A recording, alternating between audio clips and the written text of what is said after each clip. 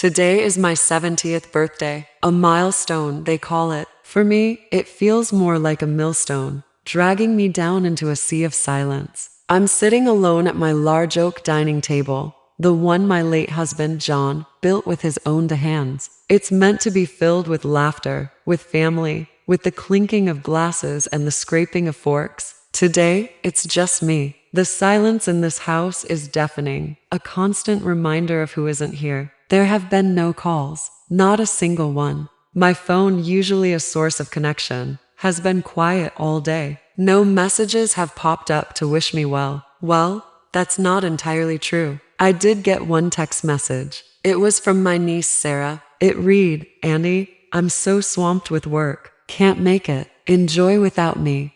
Just like that. A quick, dismissive text to absolve her of any guilt. But what Sarah didn't know, what she couldn't possibly imagine, was that this one small decision, this casual dismissal of her old aunt's birthday, would set in motion a chain of events that would come back to her in a way she never ever expected.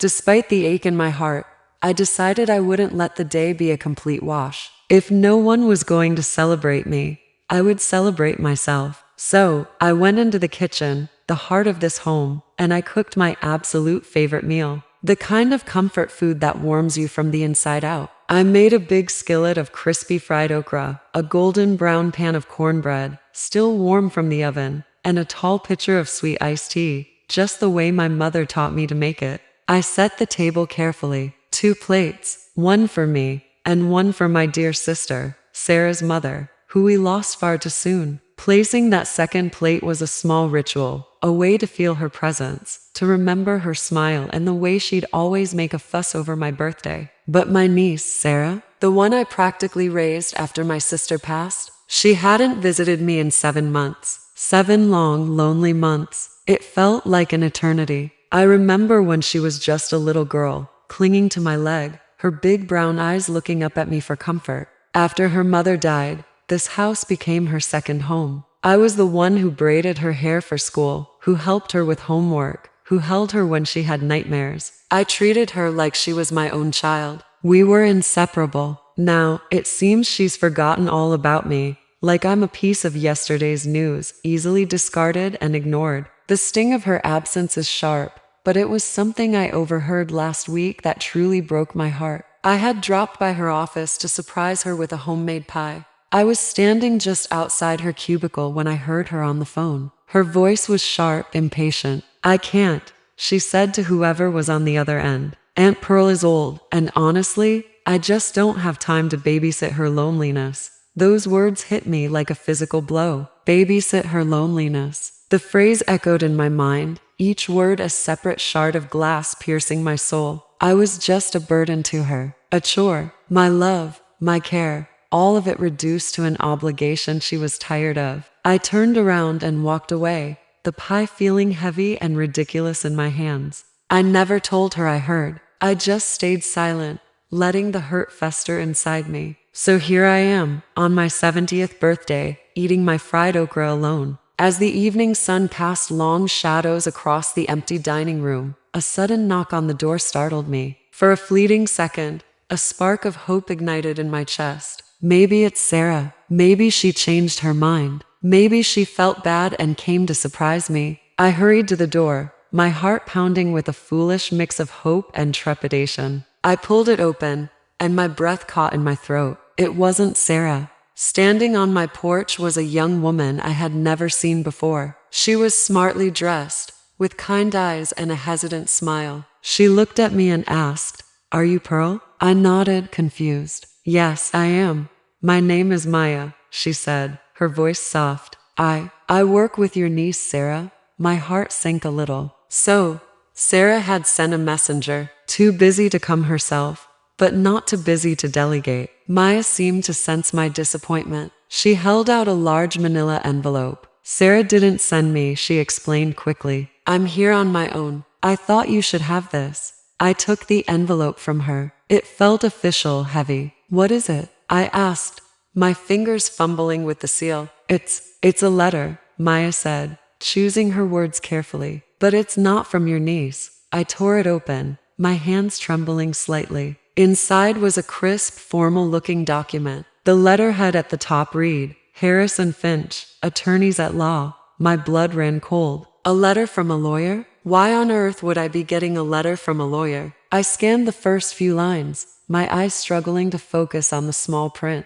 Dear Miss Pearl Thompson, it began. This letter serves as official notification regarding the last will and testament of your sister, Eleanor Vance. My sister, Eleanor. The will. My mind raced, trying to make sense of it all. Eleanor passed away over 20 years ago. Her will had been settled, everything divided. Why was this coming up now? I kept reading. The letter went on to explain that a specific clause in my sister E's will had just been triggered. A clause I never knew existed. It stated that on my 70th birthday, a secondary provision would come into effect concerning the family home, the very house I was standing in. My sister, in her infinite wisdom, had foreseen a future I couldn't have imagined. She had put something in place, a safety net, a final act of love from beyond the grave. The letter detailed that the ownership of the house, which I believed had been left jointly to me and Sarah, was contingent on one condition. The condition was simple. Sarah had to maintain a close and caring relationship with me, defined in the will as visiting at least once a month in the year leading up to my 70th birthday. If she failed to meet this condition, full, unencumbered ownership of the property would transfer solely to me. The law firm had been discreetly monitoring the situation, as instructed by the will's executor, and Sarah had failed, miserably. Suddenly,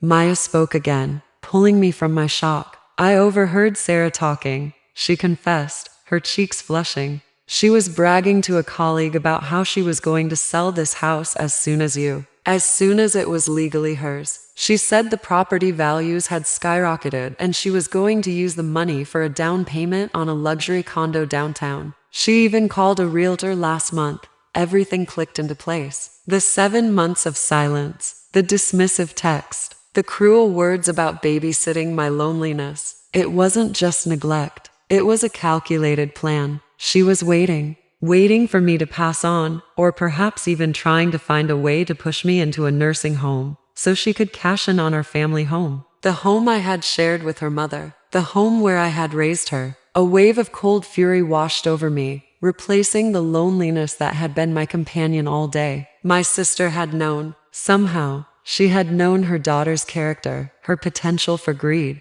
and she had protected me. I looked at Maya, this stranger who had shown me more kindness than my own family. Why did you do this? I asked, my voice thick with emotion. Why did you bring me this? Maya looked down at her shoes. My grandmother raised me, she said quietly. She passed away last year. She was my whole world. When I heard how Sarah was talking about you, it just didn't sit right with me. Family should be everything. No one deserves to be treated like a burden. Tears welled up in my eyes, but they weren't tears of sadness anymore. They were tears of gratitude for my sister's foresight, for this young woman's courage. I invited Maya inside. I told her I had a whole meal cooked and an extra plate already set. She hesitated, but I insisted. That night, on my 70th birthday, I didn't dine alone. I shared my meal with a new friend, a kind soul who reminded me that family isn't always about blood. Sometimes it's about the people who show up. The next day,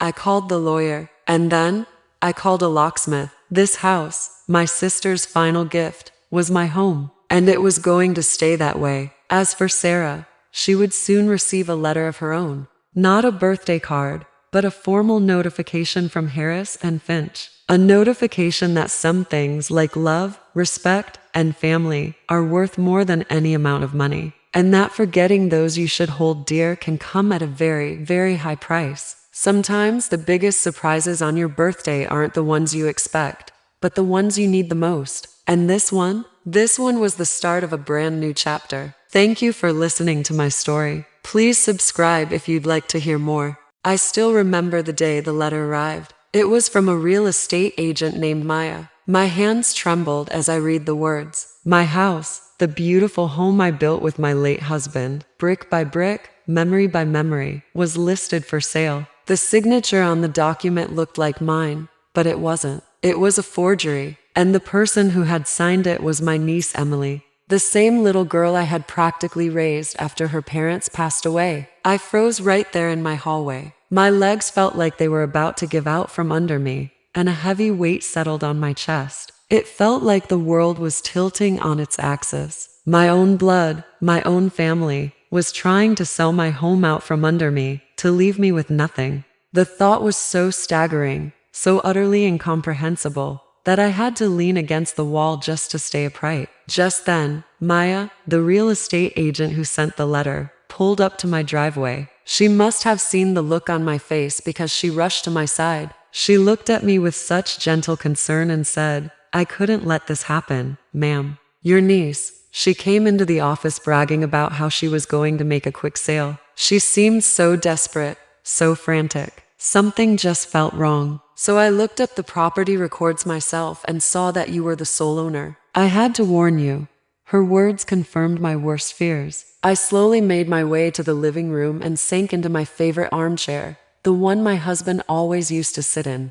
The letter lay on my lap, feeling as heavy as a tombstone. My own niece, trying to throw me out onto the street. The little girl who used to run to me with scraped knees. The teenager I helped with homework. The young woman I'd always tried to support. How could she do this? The next morning, my heart pounding with a mix of anger and sorrow, I drove to the real estate office. And there she was, my niece, Emily, laughing and smiling with another agent, looking completely carefree. Her laughter died in her throat the moment she saw me standing in the doorway. Her face, once so animated, turned ashen. "Aunt Pearl, what are you doing here?" she stammered, her eyes wide with panic. I didn't say a word. I just walked over to the desk she was standing at and placed the forged documents right in front of her. The room, which had been buzzing with conversation just moments before, went completely silent. Every eye was on us. Emily couldn't even look at me. She stared at the papers, her forgery staring back at her. She finally whispered,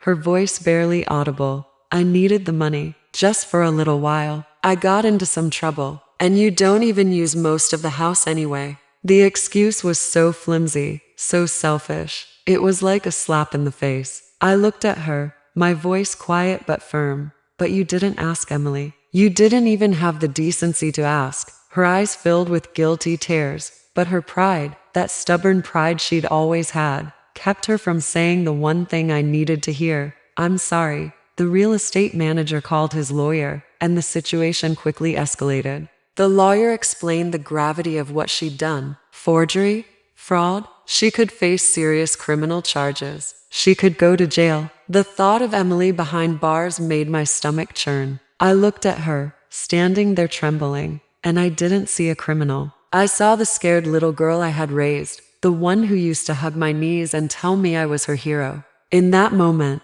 I knew I couldn't send her to prison, but I also knew I couldn't just let this go. She needed to learn a lesson, a real lesson, about responsibility and consequences. So, I made a decision that shocked everyone in that room, especially Emily. I turned to her and said, "You will move into the house. You will live with me." A flicker of relief crossed her face, but I wasn't finished. "Not to live for free, not as a guest. You will live there to take care of me. You will do the cooking, the cleaning, the yard work. You will learn what it means to be responsible for someone other than yourself. And you will do this until you have paid back every ounce of trust you broke." Emily was stunned into silence. Her mouth opened and closed, but no words came out. And then, she broke. The prideful mask shattered, and she began to cry. Not just a few tears, but deep, gut-wrenching sobs. The kind of crying she hadn't done since she was a little girl who Edie lost her parents. It was the first honest emotion I had seen from her in years. The first few weeks were awkward. Emily moved into one of the spare rooms, the same one she used to stay in as a child. She was quiet, hesitant. She helped with the chores, just as I'd said. She cleaned the gutters, mowed the lawn, and slowly, we started to cook together in the kitchen. We started talking, not about the forgery, not about the money, but about little things, about her day, about my garden, about old memories. It was like we were rebuilding our relationship, one fragile conversation at a time. One evening, as we were sitting on the porch watching the sunset, she finally confessed. Aunt Pearl, I was so scared, she said, her voice trembling. After I lost my job, I felt so alone. I was afraid of ending up with nothing, like my parents. That's why I kept running from you, from everyone. I thought money would solve everything, but it just made me more alone.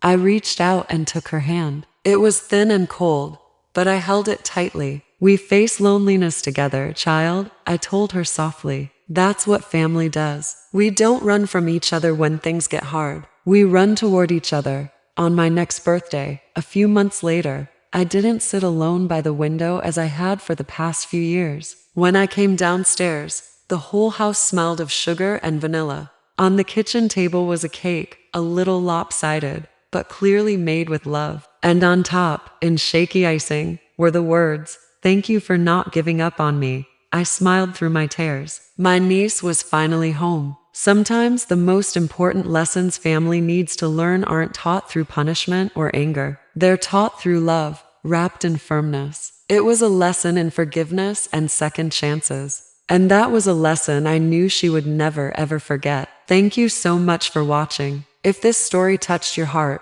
please consider liking this video and subscribing for more stories about the power of family and forgiveness. See you next time.